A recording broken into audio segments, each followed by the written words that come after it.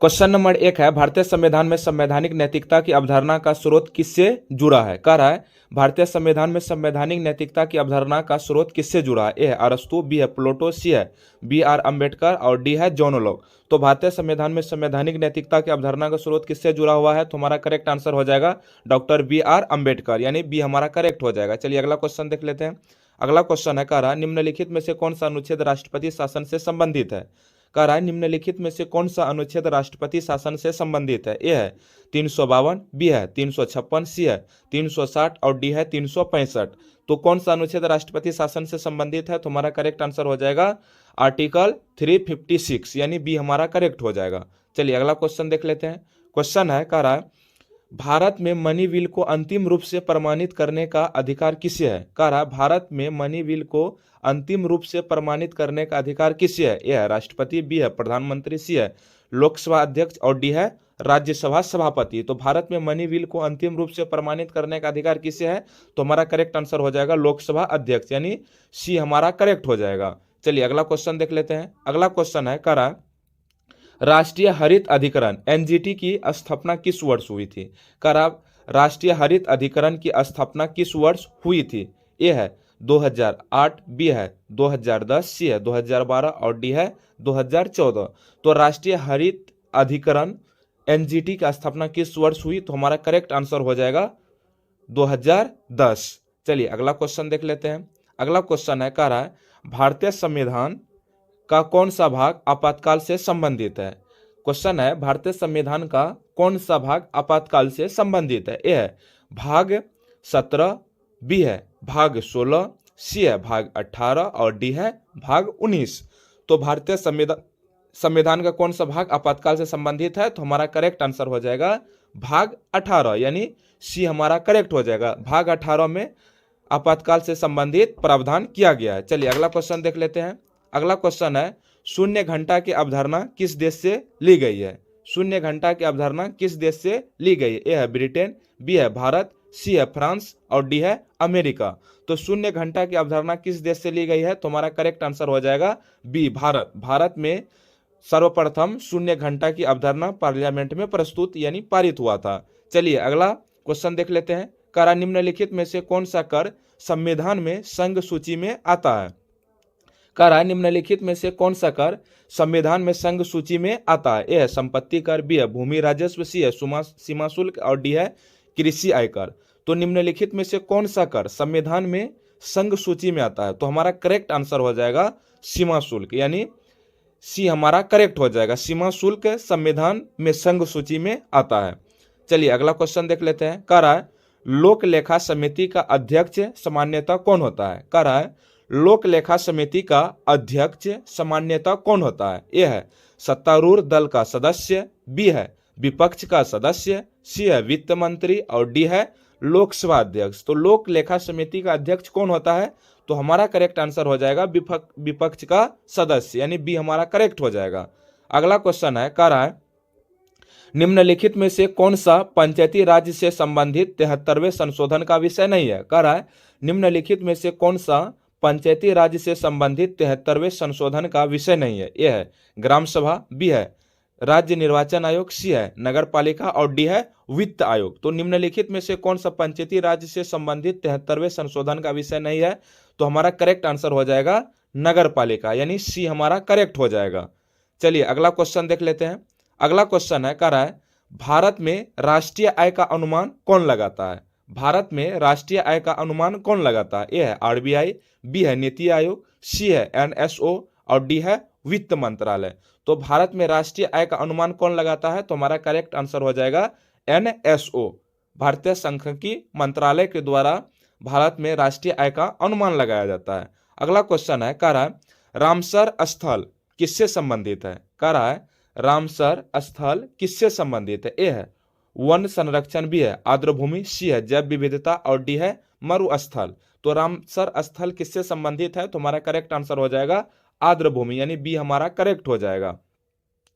अगला क्वेश्चन है, कह रहा है भारतीय रिजर्व बैंक की स्थापना किस अधिनियम के अंतर्गत हुई। कह रहा है भारतीय रिजर्व बैंक की स्थापना किस अधिनियम के अंतर्गत हुई। यह है आरबीआई एक्ट 1934, बी है बैंकिंग रेगुलेशन एक्ट 1949, बी है कंपनीज एक्ट क्या है कंपनीज एक्ट, और डी है फाइनेंस एक्ट। तो भारतीय रिजर्व बैंक की स्थापना किस अधिनियम के अंतर्गत हुआ? तो हमारा करेक्ट आंसर हो जाएगा आरबीआई एक्ट 1934, 1934 आरबीआई एक्ट के अंतर्गत भारतीय रिजर्व बैंक की स्थापना हुई थी। चलिए अगला क्वेश्चन देख लेते हैं। कह रहा है निम्नलिखित में से कौन सा मौलिक अधिकार नहीं है? कह रहा है निम्नलिखित में से कौन सा मौलिक अधिकार नहीं है? यह है समानता का अधिकार, बी है संपत्ति का अधिकार, सी है धर्म की स्वतंत्रता, और डी है संवैधानिक उपचार। तो इनमें से कौन सा मौलिक अधिकार नहीं है? तो हमारा करेक्ट आंसर हो जाएगा संपत्ति का अधिकार। संपत्ति का अधिकार मौलिक अधिकार नहीं, कानूनी अधिकार में आते हैं। चलिए अगला क्वेश्चन देख लेते हैं। क्वेश्चन है अंतरराष्ट्रीय सौर संगठन का मुख्यालय कहाँ है? क्वेश्चन है अंतरराष्ट्रीय सौर संगठन का मुख्यालय कहाँ है? ए है नई दिल्ली, बी है पेरिस, सी है जिनेवा, और डी है दुबई।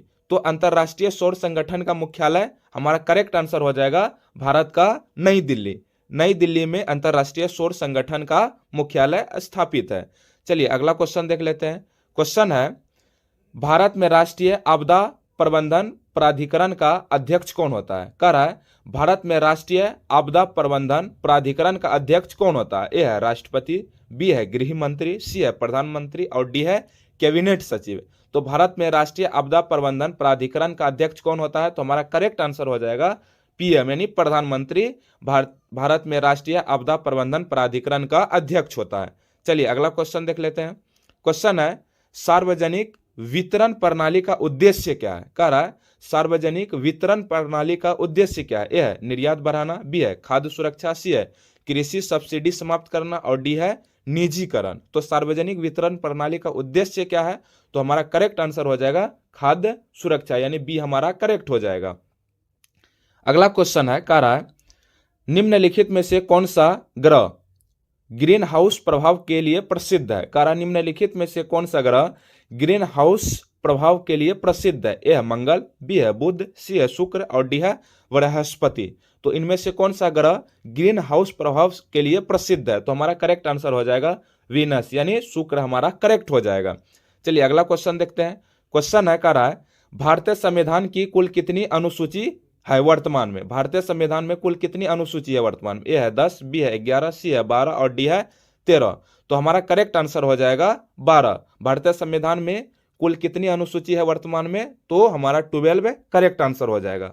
चलिए अगला क्वेश्चन देख लेते हैं। क्वेश्चन है वन अधिकार अधिनियम 2006 किससे संबंधित है? वन अधिकार अधिनियम 2006 किससे संबंधित? ए है औद्योगिक वन, बी है जनजातीय अधिकार, सी है निजी वन, और डी है शहरी वन। तो वन अधिकार अधिनियम 2006 किससे संबंधित है? तो हमारा करेक्ट आंसर हो जाएगा जनजातीय अधिकार, यानी बी हमारा करेक्ट हो जाएगा। चलिए अगला क्वेश्चन देख लेते हैं। क्वेश्चन है कह रहा है भारत में संघ लोक सेवा आयोग की रिपोर्ट किसे सौंपी जाती है? क्वेश्चन है भारत में संघ लोक सेवा आयोग की रिपोर्ट किसे सौंपी जाती है? ए प्रधानमंत्री, बी है संसद, सी है राष्ट्रपति, और डी है कैबिनेट। तो हमारा करेक्ट आंसर हो जाएगा राष्ट्रपति। भारत में संघ लोक सेवा आयोग की रिपोर्ट राष्ट्रपति को सौंपी जाती है।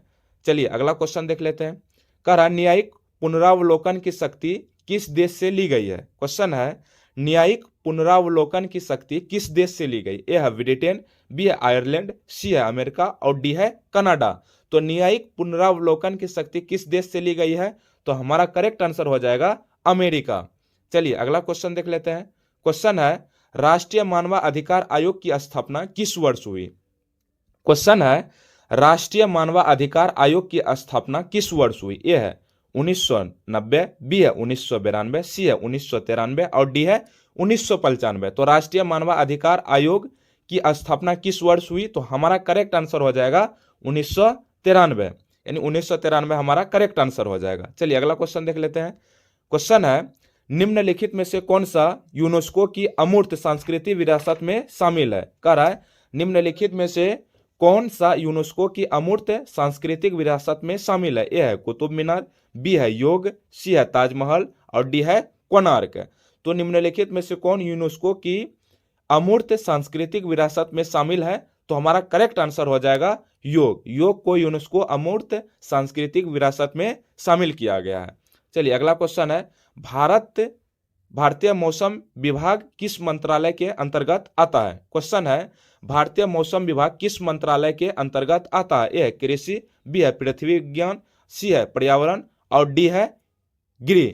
तो भारतीय मौसम विभाग किस मंत्रालय के अंतर्गत आता है? तो हमारा करेक्ट आंसर हो जाएगा पृथ्वी विज्ञान।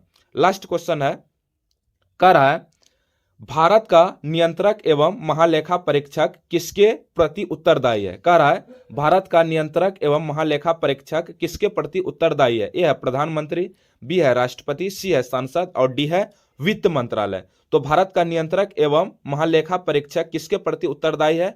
तो हमारा करेक्ट आंसर हो जाएगा सांसद। सांसद के प्रति भारत का नियंत्रक एवं महालेखा परीक्षक सीएजी उत्तरदायी होते हैं।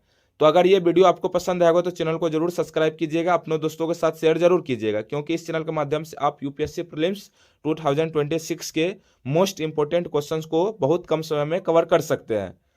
वीडियो पसंद आया होगा तो चैनल को जरूर सब्सक्राइब कीजिएगा। वीडियो को लास्ट तक देखने के लिए धन्यवाद।